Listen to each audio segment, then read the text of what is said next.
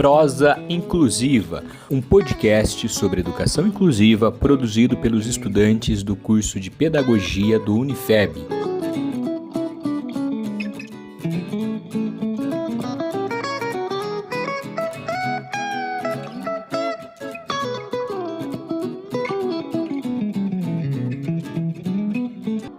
Oi, eu sou a Mirelle e hoje eu trouxe para conversar comigo nessa prosa inclusiva minha companheira de turma, Gabriela. Sem delongas, vamos começar falando sobre a história da educação inclusiva e conceito. Gabi, você sabia que a história da educação inclusiva não é tão conhecida quanto parece? Muitas pessoas não conhecem a real luta e todo o processo que foi vivido e construído de fato chegarmos na inclusão. Muitas pessoas não sabem, mas começamos essa luta com uma nomenclatura chamada segregação. A trajetória da escolarização de pessoas com transtornos mentais é repleta de ajustes, e esse processo se iniciou no final do século XVII, na França, com a fundação de instituições especializadas para a educação de surdos e cegos. Em 1777, Pestalozzi demonstrou que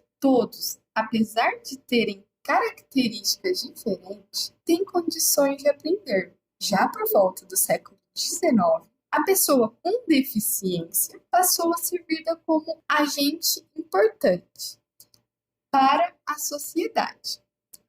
Nessa época, foram criadas organizações onde pessoas com deficiências eram aceitas e ingressadas. Surgem as escolas especiais. E mesmo assim, alunos com deficiências mais acentuadas continuaram sendo segregados. Enfim, de um modo geral, as escolas eram organizadas como asilos, como uma estrutura militar, o que condenava as pessoas a viverem em locais em que eram mais controladas do que ensinadas. Temos também a fase nomeada como integração. Abordando o tema integração, no século XX, começa uma nova luta, e dessa vez para a inserção da pessoa com deficiência na sociedade e principalmente no sistema regular de ensino. Esse movimento foi dado o nome de paradigma da integração. A integração é um processo que tem que ser assumido por toda a escola. O professor de turma regular deve receber o apoio da educação para fazer este trabalho, e os alunos devem ser atendidos paralelamente nas salas de recurso ou por professores itinerantes. E então, podemos afirmar que essa proposta entendia-se que o problema estava centrado na criança com deficiência. Não se considerava as limitações do meio em que a criança está inserida, já que a integração defendia o direito de um aluno com a necessidade educacionais especiais ser matriculado na escola regular, desde que, por seu próprio esforço, adaptasse ao ambiente enquanto o sistema de ensino e a escola não tinham compromisso em adaptar e mantinham-se inalteradas, sem adequar às necessidades desse aluno, ou seja, exigia a adaptação dos alunos com necessidades especiais no sistema escolar, excluindo todos aqueles que não conseguiam adaptar-se ou acompanhar os demais alunos. A integração total na classe comum só era permitido para aqueles alunos que conseguissem acompanhar ali desenvolvimento, acompanhar o currículo ali desenvolvido. Como era praticamente impossível de se acontecer, retornavam a uma escola especializada, frustrando a proposta de integração educacional e social. Esse processo impedia que as pessoas com necessidades educacionais especiais alcançassem um nível melhor disso, aumentando assim o preconceito e a rotulação. Tendo conhecimento desses conceitos, conseguimos entender que quando pessoas com deficiências é colocado naquele devido local, sem ser levado em conta suas limitações e necessidades, não passa de integração, em que a pessoa com suas limitações precisa se adaptar ao local, sem receber oportunidades iguais, direitos e privilégios, mantendo determinado grupo isolado, sem derrubar barreiras nos ambientes.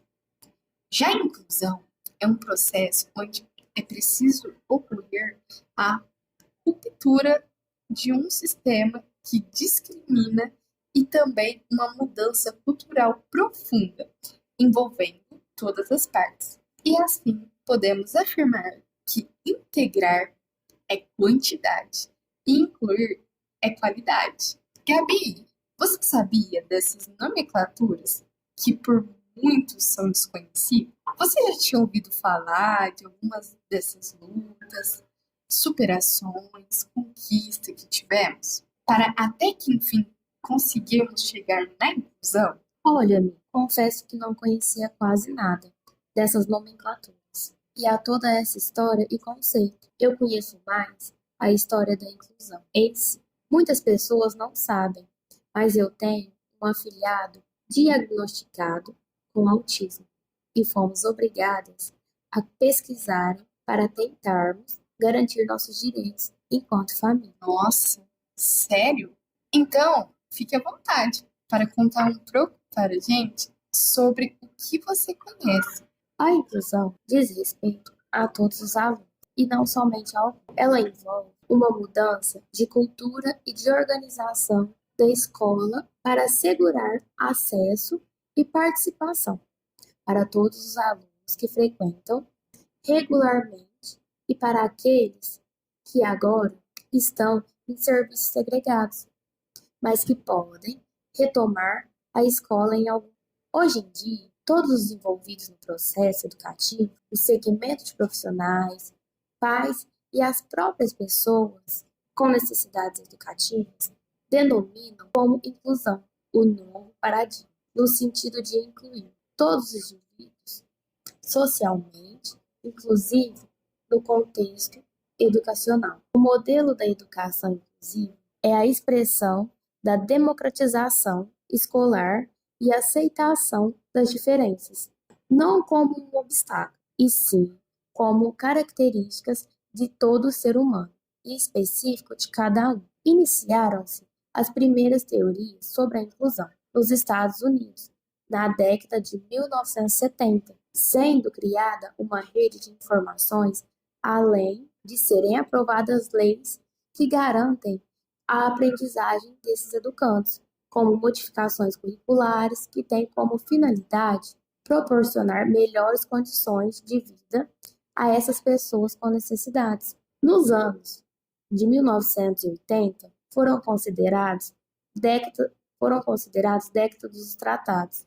Surgiram-se as primeiras declarações e tratados, defendendo o processo inclusivo. Neste processo de inclusão, o sistema de ensino deve promover o desenvolvimento das potencialidades do educando com necessidades educacionais especiais, utilizando metodologias alternativas, recursos tecnológicos e humanos especializados, preparando para a vida em condições adequadas, onde todos construam conhecimentos, inclusive a sociedade, a qual o aluno está inserido. Nos anos de 1990, surgem os primeiros movimentos que apontavam para um novo paradigma educacional, desta vez a inclusão, no sentido da palavra, que significa fazer parte, não só estar na escola fisicamente, mas participar efetivamente das experiências pedagógicas, integrarem e socializarem-se como os demais alunos e aprender segundo as suas potencialidades e limitações. Essa sensação de interagir pode ser impulso para motivar a criança a atingir progressos na aprendizagem. Também na década de 1990, aconteceram 2 eventos importantes, com ênfase para uma educação onde todos são beneficiados: a Conferência Mundial de Educação para Todos e a Declaração de Salamanca, onde o princípio da educação inclusiva ganhou destaque no panorama da educação. No campo da educação, a inclusão envolve um processo de reformas e de reestruturação das escolas, como um todo, com o objetivo de assegurar que todos os alunos possam ter acesso a todos os conjuntos de oportunidades educacionais e sociais oferecidas pela escola. Isso inclui o currículo corrente, avaliações, os registros e os relatórios de aquisições acadêmicas dos alunos nas escolas ou nas salas de aulas, as práticas pedagógicas, bem como as oportunidades de esporte, lazeres e recreação. Essas reformas garantem o direito de todos os educandos participarem das oportunidades oferecidas pela escola, evitando o isolamento, as ausências constantes nas aulas. Hoje, a educação deve ser de todos, sem discriminações, sem rótulos, e para haver a inclusão é preciso que todos os alunos tenham acesso e possam se desenvolver em uma escola de ensino regular, com uma educação de qualidade. A Declaração de Salamanca trouxe o fortalecimento da inclusão das pessoas com necessidades educativas especiais na escola comum, reafirmando e garantindo não apenas o acesso, mas a permanência dos alunos nos diversos níveis de ensino e respeitando suas individualidades e identidade social, reforçando que as diferenças são normais e as escolas deverão considerar essas múltiplas diferenças, promovendo as adaptações necessárias que atendam às necessidades de aprendizagem de cada educando no processo educativo. Nossa, Gabi, você realmente pesquisou sobre o assunto. Ainda bem que o seu afilhado tem você. Muito obrigada por ter contribuído tanto aqui nessa prosa. Sua presença foi fundamental aqui. Obrigada por ter contribuído. E encerramos por aqui o nosso episódio de hoje. Esperamos que tenham gostado e que saibam tirar muito proveito de todo o conhecimento adquirido aqui conosco. E aproveitamos para convidar todos vocês para ouvirem o próximo episódio, que abordará o tema Escola e Família na Educação Inclusiva. Beijos e muito obrigada!